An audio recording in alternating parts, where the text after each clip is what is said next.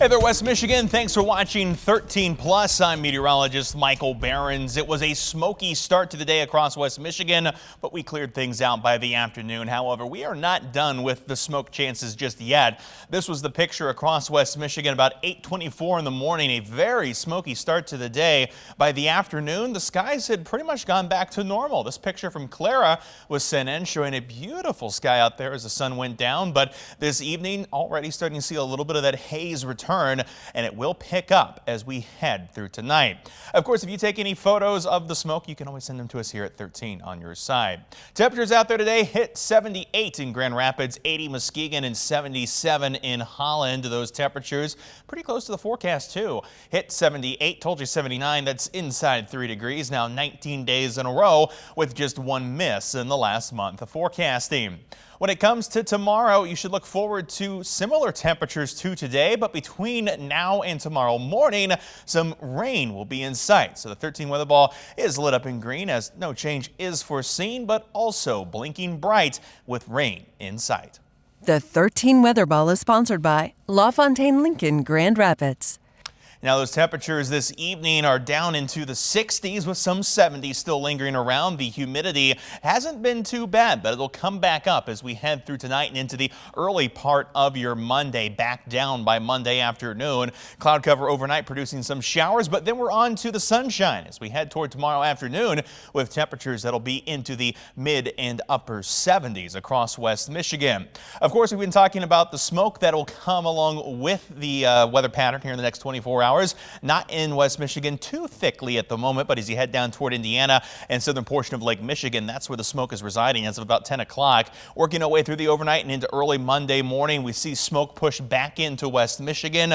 Those levels stick around through about noon, but as we head into the afternoon, most of the smoke pushes on out, and we should see a very nice end to our day on Monday. However, with the smoke lingering around, we are expecting air quality conditions to be unhealthy for anyone with respiratory issues on Monday. Same as it was for today. At times may drift into the unhealthy category, so we'll keep an eye on that because of that threat. Clean Air Action Day also extended into the day on Monday. Your day planner outside of the smoke, again, scattered showers, some storms possible overnight. Monday we'll see smoke exit with mostly sunny skies, and Tuesday a very nice day, 78, mostly sunny, low humidity. Great day to get out and enjoy. As of about 10:30, showers and storms were already pushing toward Ludington, coming across Lake Michigan. Not expecting severe weather this evening, but heavy showers with some lightning will be possible as the system pushes through our region. Hour by hour forecast shows the storms coming through as we head toward midnight in the early AM hours. They push out as we head towards sunrise on Monday. Really just a quick round of showers and storms coming through. We're dry as we head through the day on Monday. Mostly sunny skies in the afternoon. Mostly clear as we head through Monday night, and that pattern going to repeat itself again as we head through the day on Tuesday and on Wednesday. Plenty of sunshine out there, only a few fair weather clouds coming through before our next big rain chance gets here as we head into Thursday. Temperatures out there for your Monday hanging around mid-70s on the lakeshore with those hazy skies in place, especially early in the day. Clean Air Action Day, don't forget about that. We'll be hanging around in the mid-70s for our northern zones of temperatures. Mid-70s from Grand Rapids down to Kalamazoo as well. 13 on your side, 10-day outlook. Temperatures stay in the 70s to start the week, but we hit the 80s with humidity coming back Wednesday. Storms on Thursday, humidity falls Friday. Nice start to next weekend, but the humidity and the heat builds back in by the end of the weekend and early next week. Well, next week, that is, with temperatures hanging around in the mid-80s through the end of the forecast. The 13 on your side beach and boating forecast, sponsored by AAC Credit Union. And now it's time for your beach and boating forecast. There will be a little bit of hazardous wave activity on the lakeshore tomorrow. Not quite enough for a beach hazard statement, but waves as high as 3 to 4 feet will be possible. Plenty of sunshine out there, especially by the end of the day. But if you think the waters are a little bit too dangerous for you to venture out there, trust that feeling because waves will be on the higher end tomorrow. Temperatures out there hanging around in the 60s and 70s should continue to see a warming lake as we head into this week.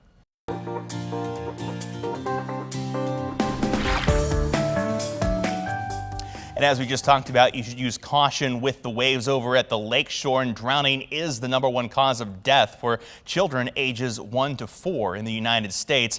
That number significantly will decrease, though, when a child has swimming lessons. That's why a West Michigan man is taking on a huge challenge to swim across Lake Michigan. 13 on your sides, Micah Cho reports. Dr. Brian Huffman uses the term marathon to describe his training. But what he's working towards is much larger than that. I do about a half marathon, which a marathon in swimming is 6 miles. His goal is to start at Raleigh Point, Wisconsin and finish in Ludington, Michigan. So why is Dr. Huffman going to attempt to swim 51 miles across Lake Michigan? We want to get swim lessons for kids. I mean, we live here in West Michigan, there's water everywhere. As a kid growing up here, you can't avoid being exposed to water somewhere. He's hoping to raise $12,000 for swimming lessons at the Holland Aquatic Center.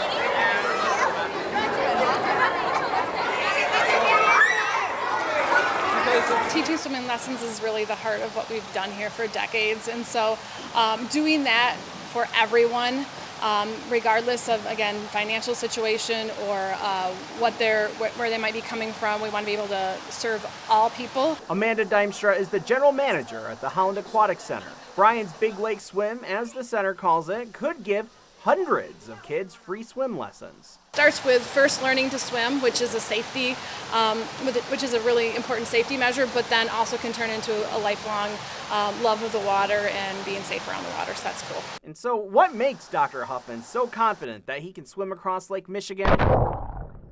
And in October, I swam the English Channel. We went to England to go do the swim.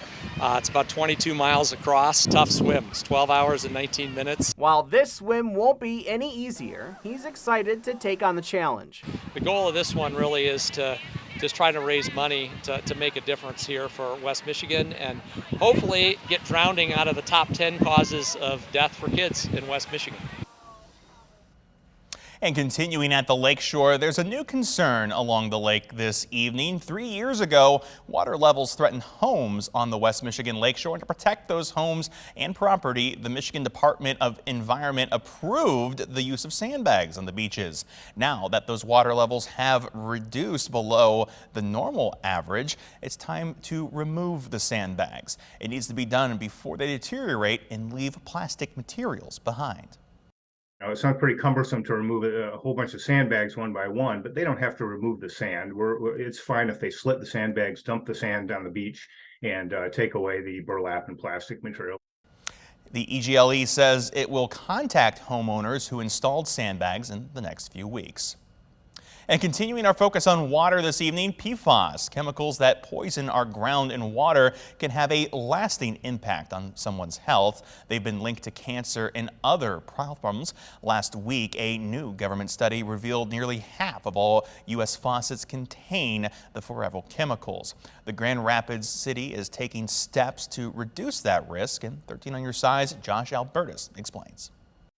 With how long they can stay in the ground and the water, PFAS chemicals are often referred to as forever chemicals.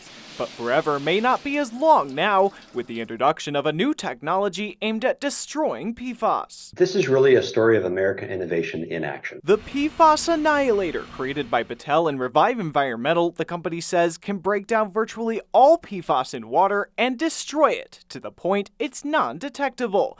This includes more than 160,000 gallons of contaminated fluids per day at a wastewater treatment facility in Grand Rapids. And because of the heat and energy, it breaks down the carbon-fluorine bond, which means PFAS as a chemical is forever because of that strong bond.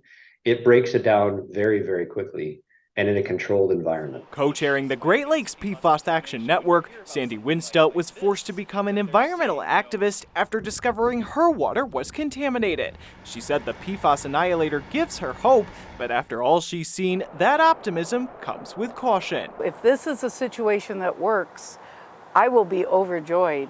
I think there's also, though, the flip side is a little bit of concern and skepticism. The CEO of the company that owns the treatment plant in Grand Rapids said, however, they're confident that after months of testing and regulatory scrutiny, their solution is ready to work. It's a proven technology. We've proven it with analysis. We've proven it with high volume locations and high volumes of water rolling into our facility in Grand Rapids. So I'm hopeful that we find a solution, and I think we will.